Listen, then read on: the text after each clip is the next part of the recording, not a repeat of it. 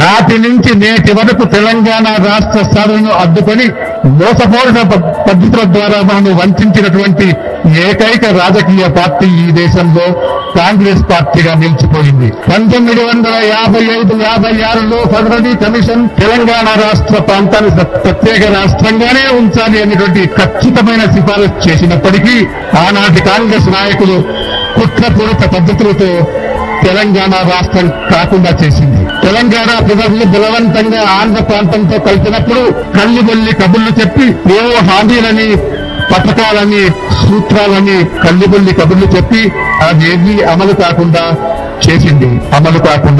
చేసింది.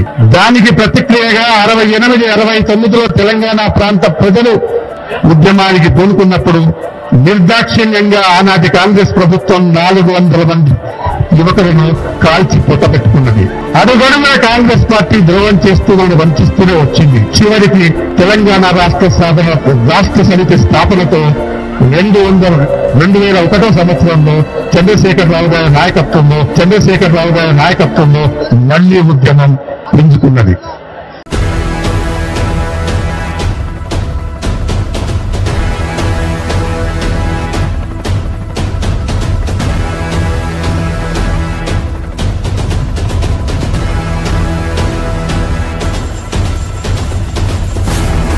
I think the ice out.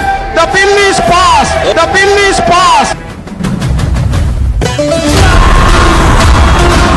మన channel ని చూస్తున్న ప్రతి ఒక్కరూ సబ్స్క్రైబ్ చేసుకొని లైక్ చేసి షేర్ చేయడం మర్చిపోకండి.